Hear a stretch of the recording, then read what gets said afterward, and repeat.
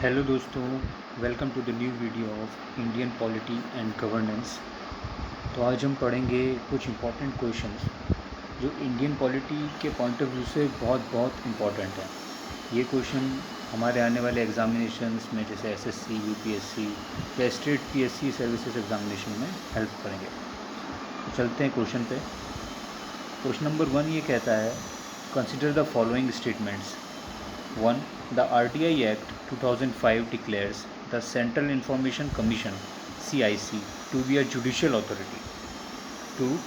The CIC can order suo motu inquiry into matters related to RTI Act. Which of the following given above is a correct answer?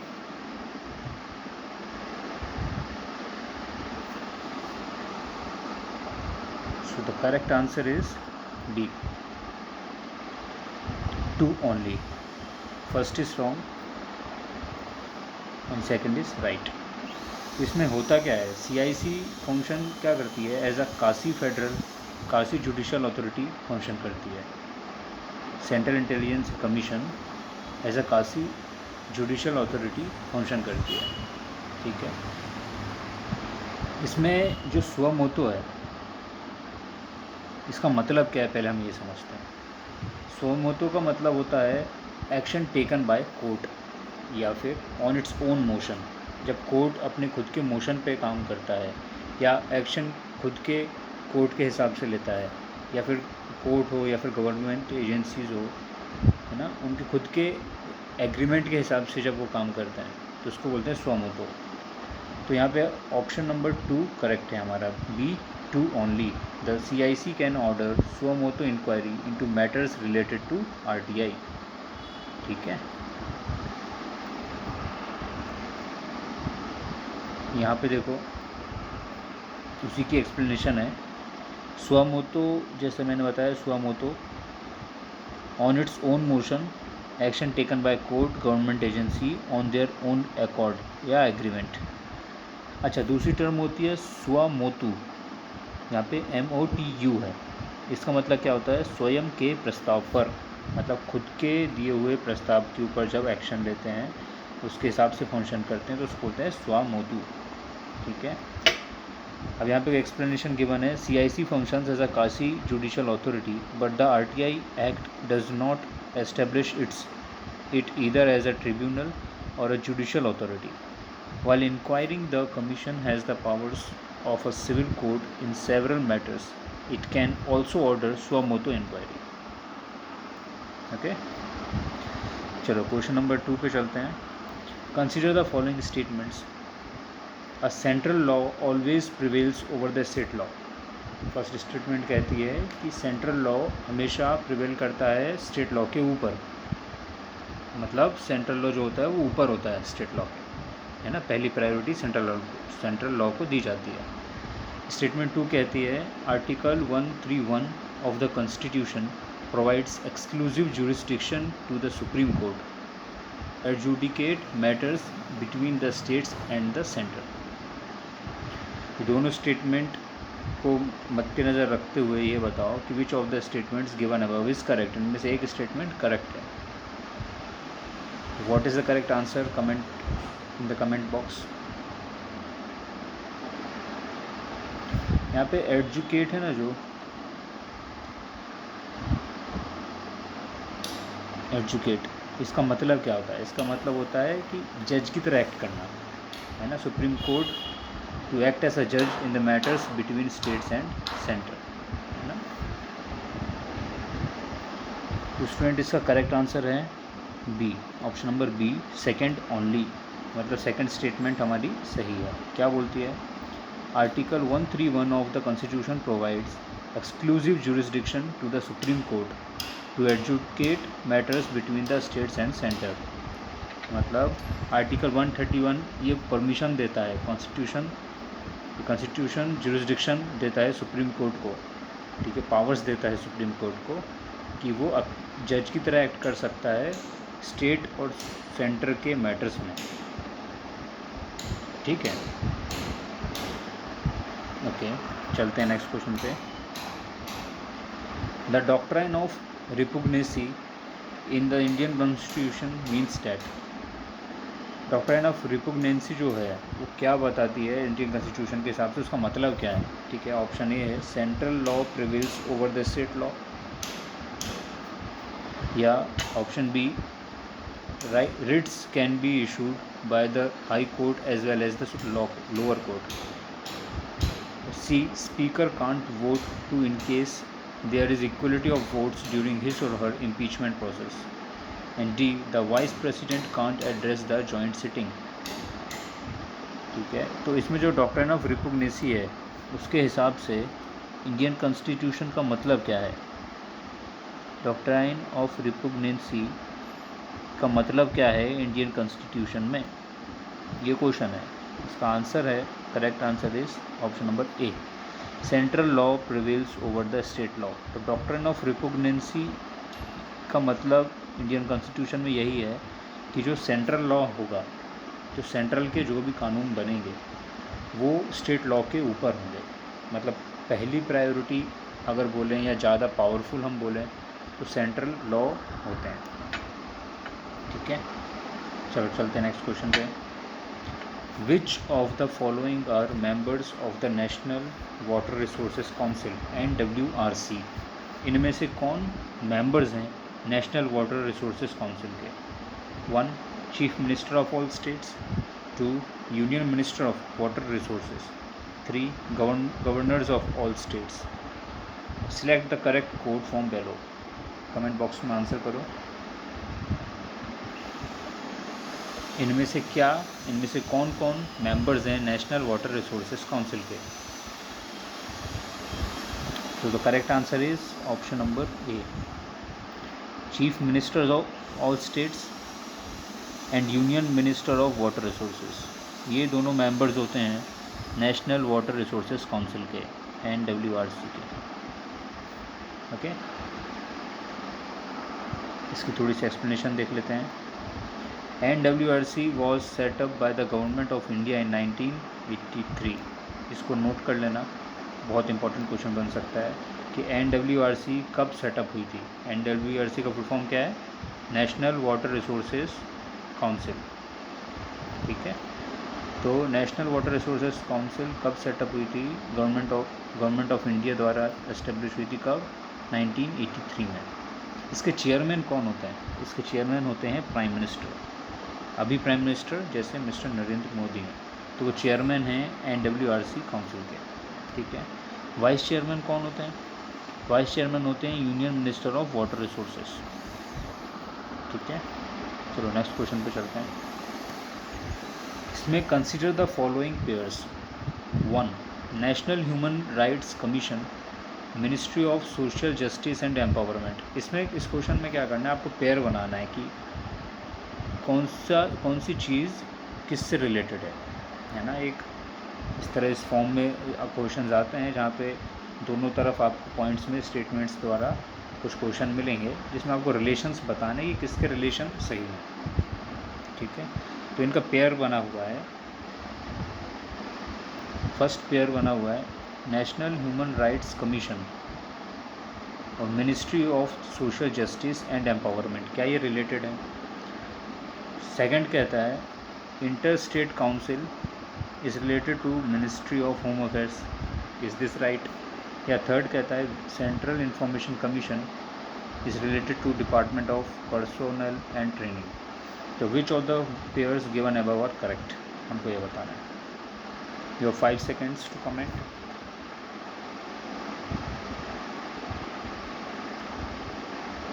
So the correct answer is B, मतलब option second and third are correct. ये दोनों pair correct हैं।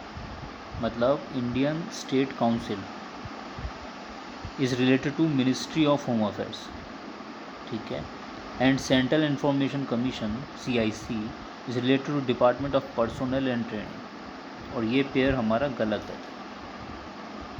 Okay, क्योंकि national human rights commission जो है वो ऑटोनोमियस organisation है और किसके अंडर आती है? वो होम मिनिस्ट्री के अंडर आती है। National human rights commission is an autonomous body और वो किसके अंदर आती है? मिनिस्ट्री के अंदर आती है। Ministry of social justice and empowerment के अंदर नहीं आती। Okay, let's go to the next question. The appellate jurisdiction of the Supreme Court can be invoked in respect of the appellate jurisdiction of the Supreme Court can be invoked in respect of 1. Acts that involve substantial questions of law as to the interpretation of the Indian Constitution. 2. Denial of fundamental rights. 3. Dispute between two or more states or between the Union and the states. Which of the following statements is or are correct? You have 5 seconds to comment.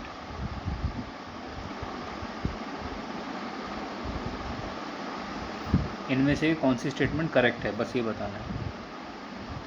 So the correct answer is D, option D, first only. मतलब ये statement correct है. ये statement क्या कहती है? Acts date the appellate jurisdiction of the Supreme Court can be invoked in respect of acts that involves substantial question of law as to the interpretation of the Indian Constitution. ये statement correct है. ये statement wrong है, second and third wrong है. ठीक है, option हो जाएगा D, first only. Next question पे चलते हैं. Consider the following statements. 1. The Juvenile Justice Act 2015 provides for the process of taking care of children who are orphaned.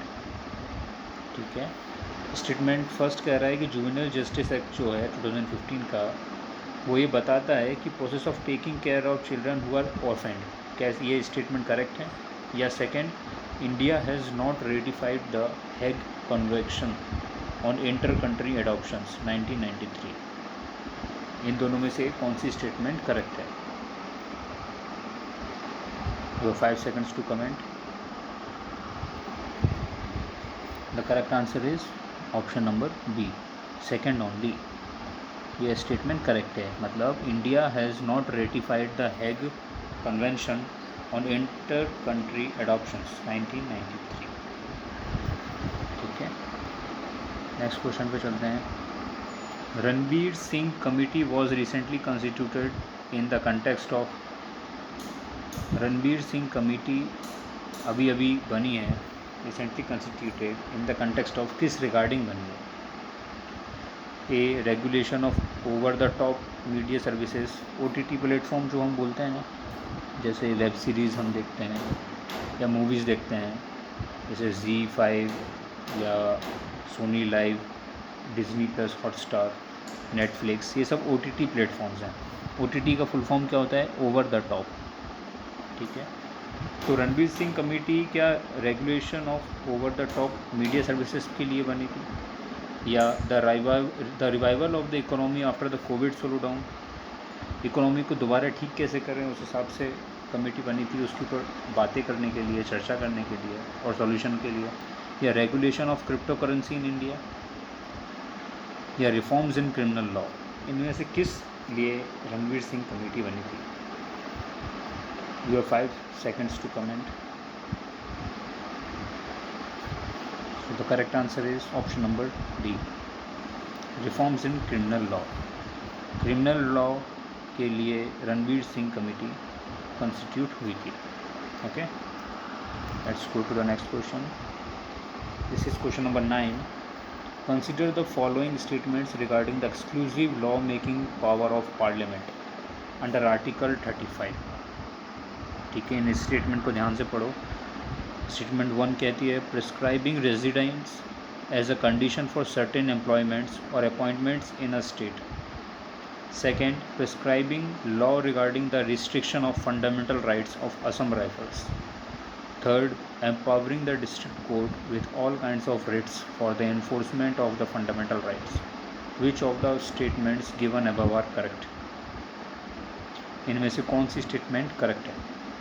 You have 5 seconds to comment.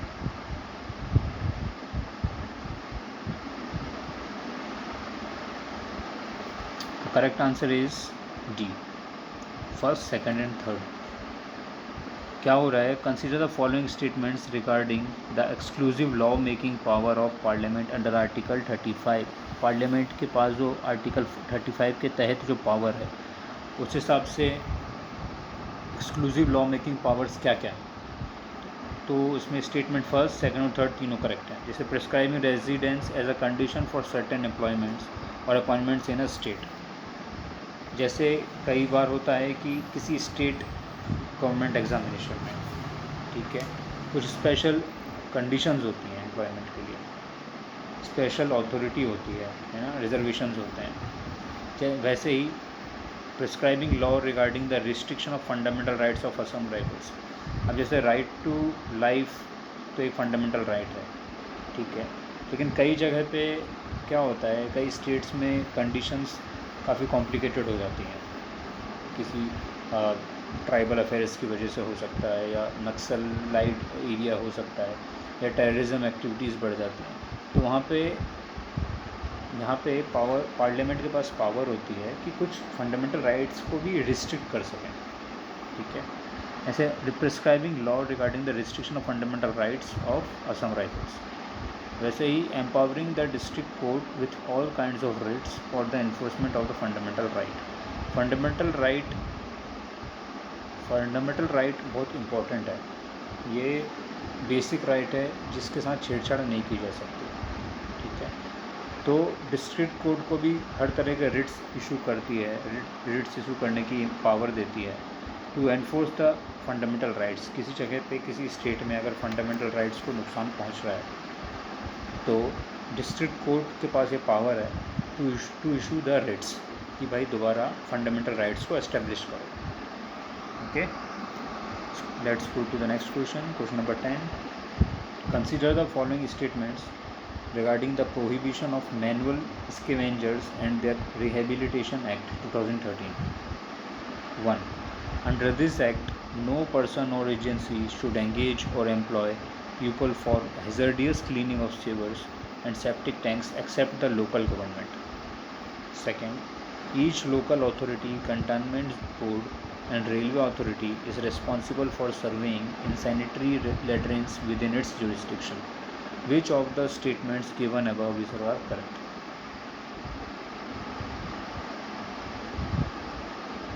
You have 5 seconds to comment. Here the right answer is option number B, second only.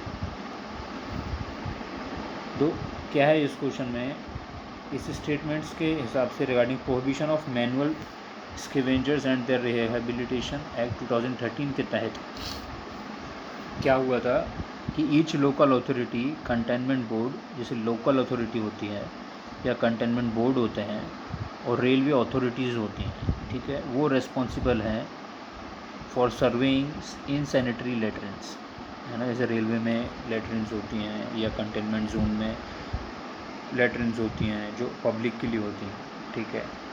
तो इन सर्वे करने के लिए कि functioning कैसी है with in its jurisdiction, जिसके भी jurisdiction में जो भी हैं, जैसे रेलवे के जुरिस्डिक्शन में अगर कोई इनसैनिटरी लेटरिन्स हैं तो उसकी सर्वेइंग का ज़िम्मा, ठीक है, या कंटेनमेंट बोर्ड के जुरिस्डिक्शन में अगर कोई लेटरिन्स हैं, इनसैनिटरी लेटरिन्स हैं, तो उसके सर्वेइंग का ज़िम्मा कौन उठाएगा, ठीक है। तो ईच लोकल अथॉरिटी के पास ये है, तो option number second is correct. Question number 11 कहता है consider the following statements regarding short duration discussion. The presiding officer of the house has no role in the admissibility of a short duration discussion. Second, it is a procedural device to enable members of that house to raise discussion without a formal motion on a matter of urgent public importance. Which of the following given statements are correct? You have 5 seconds to comment.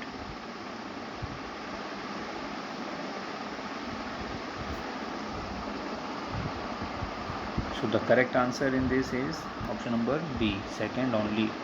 It is a procedural device.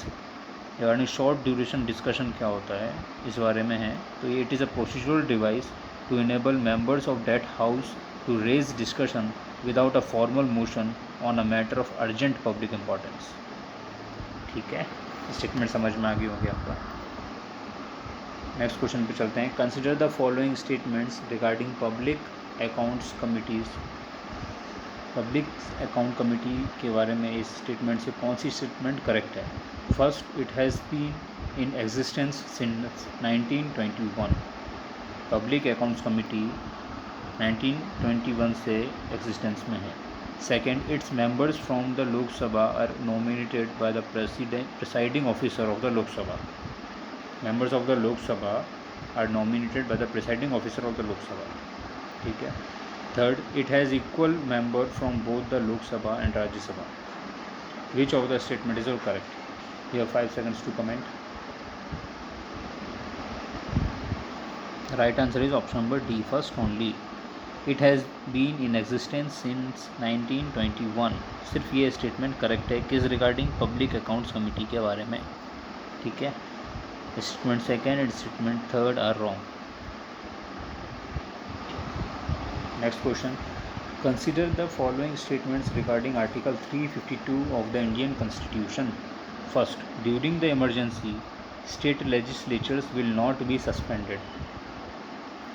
Emergency के दौरान state legislature suspend नहीं होंगे. Second, the normal term of Lok Sabha may be extended during an emergency by a motion passed by the parliament of India. तो term होते हैं लोकसभा के, ठीक है, तो वो एक्सटेंड हो सकती हैं इमरजेंसी के दौरान. ठीक है. एक मोशन पास करना होता है पार्लियामेंट में. क्या स्टेटमेंट करेक्ट है? Third, during the emergency article 20 and 21 of the Indian constitution can not be suspended under any case. Article 20 और 21 सस्पेंड नहीं हो सकते इमरजेंसी के दौरान भी. अब इनमें से कौन सी स्टेटमेंट करेक्ट है? So the right answer is option number B. मतलब सेकेंड और थर्ड स्टेटमेंट आर करेक्ट कि किसी भी इमरजेंसी सिचुएशन में आर्टिकल 20 और 21 सस्पेंड नहीं हो सकते. आर्टिकल 20 एंड 21 जैसे राइट टू लाइफ, किसी के जीने का अधिकार तो हम नहीं ले लेंगे, है ना. राइट टू लाइफ उसके पास है, तो ये स्टेटमेंट करेक्ट है. And the normal term of Lok Sabha में भी एक्सटेंडेड. अब इमरजेंसी के दौरान टर्म लोकसभा की एक्सटेंड हो सकती है. ठीक है. ये स्टेटमेंट भी करेक्ट है. चलते हैं नेक्स्ट क्वेश्चन पे. Consider the following statements regarding the cabinet committees in India. First, they are mentioned in the Constitution. Second, they are set up by the President of India from time to time. Third, there are total 8 cabinet committees in India currently. Which of the statements given above is correct? You have 5 seconds to comment. Here the right answer is option number D, third only. There are total 8 cabinet committees in India currently. Okay. Next question. Consider the following statements regarding the nominated members in the Rajya Sabha. First, they are not entitled to vote in the elections of the president and vice president. Second, they are exempted from filing assets under the Representation of the People's Act 1951. Which of the statement are correct? You have 5 seconds to comment. In this, the correct answer is option number A, first only. They are entitled, who? The nominated members in the Rajya Sabha are not entitled to vote in the elections of the president and vice president. President और vice president के चुनाव में, ठीक है, nominated members होते हैं जो राज्यसभा के, उनको वोट करने का अधिकार नहीं है. Option number 1 is correct. Question number 16. The annual reports of which of the following bodies is not caused to be led before the parliament by the president of India. A, reports of the union public service commission. B, reports of the Finance Commission. C, reports of the National Human Rights Commission. And D, report of the Special Officers of Linguistic Minorities and Backward Classes. You have 5 seconds to comment. Here the correct answer is option number C. Reports of the National Human Rights Commission is correct answer. This, which of the following bodies is not caused to be led? Not caused to be led, क्योंकि report of the national human rights commission is submitted to central government. ठीक है. पहले human rights commission की जो report होती हैं national human rights commission की जो रिपोर्ट्स होती हैं which is submitted to central government which in turn submits to the parliament. ठीक है, next question, question number 17, consider the following statements. State legislature by law can create additional privileges for their members. Second, except for money bills, the Legislative Council of a state can move amendments to a bill passed by the Legislative Assembly of that state. Which of the statements given above are correct? You have 5 seconds to comment. The correct answer is option number A, first only. First क्या है? State legislatures by law can create additional privileges for their members, है ना, कानून के मुताबिक additional privileges create कर सकते हैं। State legislatures by law can not create any new additional privileges for itself. ठीक है, ये भी याद रखना, अपने खुद के लिए state legislature can not create an additional privilege for itself. Okay, thank you for watching the video and all the best for your exams. मिलते हैं नेक्स्ट लेक्चर में। Thank you.